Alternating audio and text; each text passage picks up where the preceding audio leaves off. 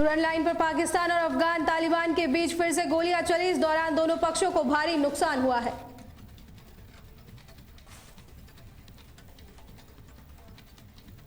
America के राष्ट्रपति Donald Trump ने इजरायल के पीएम नेतन्याहू और कजाकिस्तान के राष्ट्रपति से बातचीत की। इस दौरान दोनों नेताओं से वैश्विक हालत और सुरक्षा मुद्दों पर चर्चा हुई है।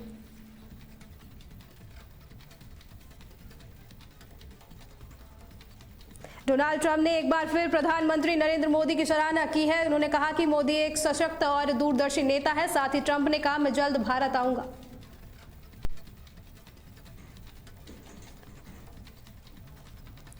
प्रधानमंत्री मोदी शुक्रवार को औरंगाबाद और भभुआ में चुनावी रैलियों को संबोधित करेंगे, जिसके बाद शनिवार सुबह वे वाराणसी से खजुराहो के बीच वंदे भारत एक्सप्रेस का उद्घाटन करेंगे।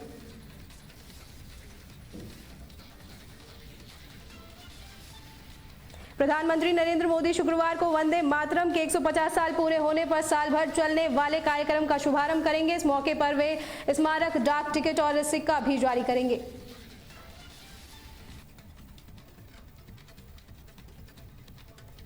उत्तराखंड राज्य स्थापना के 25 साल पूरे होने पर रजत जयंती उत्सव में प्रधानमंत्री मोदी करोड़ों की सौगात देंगे। विभिन्न विभागों के विकास कार्यों का उद्घाटन और लोकार्पण की तैयारी चल रही है।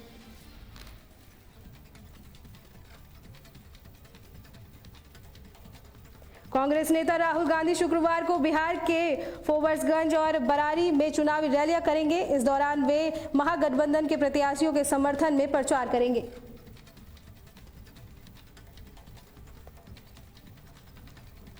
बिहार में 121 सीट पर हुए मतदान में रिकॉर्ड 66.96% वोट पड़े हैं। ये आंकड़े चुनाव आयोग ने जारी किए हैं।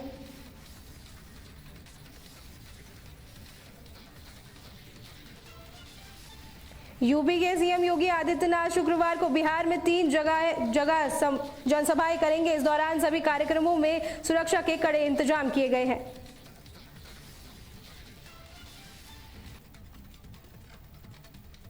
उत्तराखंड रजत जयंती के मौके पर देहरादून में 3 दिवसीय युवा महोत्सव शुरू हुआ। सीएम पुष्कर सिंह धामी और खेल मंत्री रेखा आर्य ने इसका शुभारंभ किया। युवाओं और कलाकारों ने उत्साह बढ़ाया।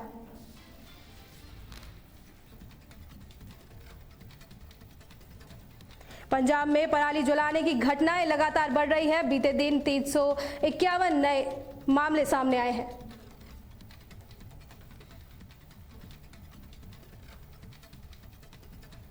पंजाब के पूर्व डीजीपी मोहम्मद मुश्ताक के बेटे अखिल अख्तर की हत्या के मामले में सीबीआई ने एफआईआर दर्ज की है। अब केंद्रीय एजेंसी ने जांच की कमान संभाली है।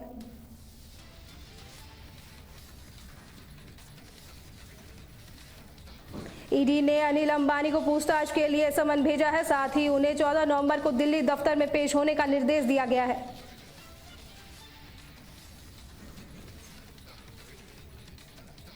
मुख्य चुनाव आयुक्त ज्ञानेश कुमार ने कहा कि बिहार का चुनाव पारदर्शिता और उत्साह का उदाहरण है। साथ ही उन्होंने कहा कि 1951 के बाद से सोनिया अपील और सर्वाधिक मतदान हुआ और यह लोकतंत्र की सच्ची जीत है।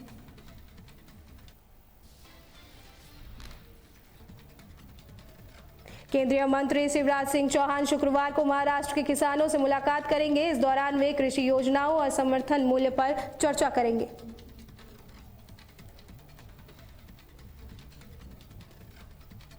बिहार के डिप्टी सीएम सम्राट चौधरी ने कहा कि इस बार लालू यादव के परिवार का कोई सदस्य चुनाव नहीं जीत पाएगा। साथ ही उन्होंने कहा, जनता अब बदलाव चाहती है।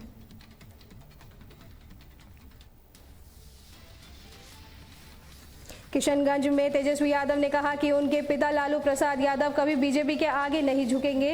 इस दौरान उन्होंने बीजेपी पर लोकतंत्र को कमजोर करने का आरोप लगाया है।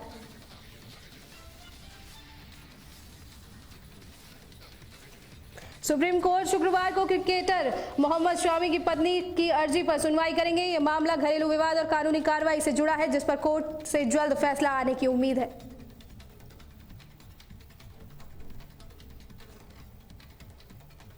मथुरा कृष्ण जन्मभूमि विवाद पर इलाहाबाद हाई कोर्ट में शुक्रवार को सुनवाई होगी। इस दौरान इलाहाबाद में दोनों पक्षों की दलीलें पेश की जाएगी।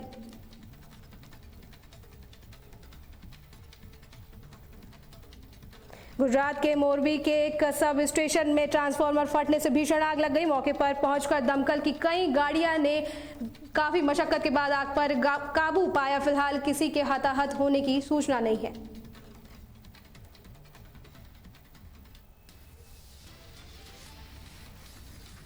आजमगढ़ में एसटीएफ और पुलिस की संयुक्त कार्रवाई में 50,000 का इनामी वांछित बदमाश वाकिफ मारा गया। उस पर कई गंभीर मामले में आरोप थे।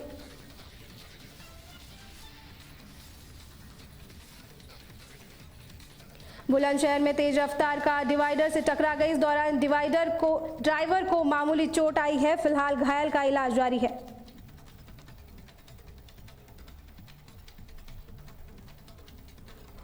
मैनपुरी के किसान प्रशासन के निर्देश के बावजूद खेत में पराली जला रहे हैं। वहीं घटना का वीडियो सोशल मीडिया पर वायरल हो गया है और कार्रवाई के निर्देश दिए गए हैं।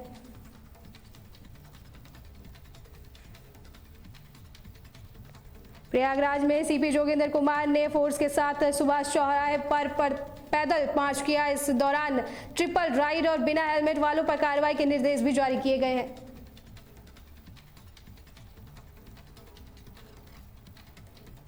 सहारनपुर में पुलिस और गौकशों के बीच मुठभेड़ हुई, जिसमें एक आरोपी घायल हुआ। इस दौरान पुलिस ने तमंचा, कारतूस और गौकशी के उपकरण बरामद किए हैं।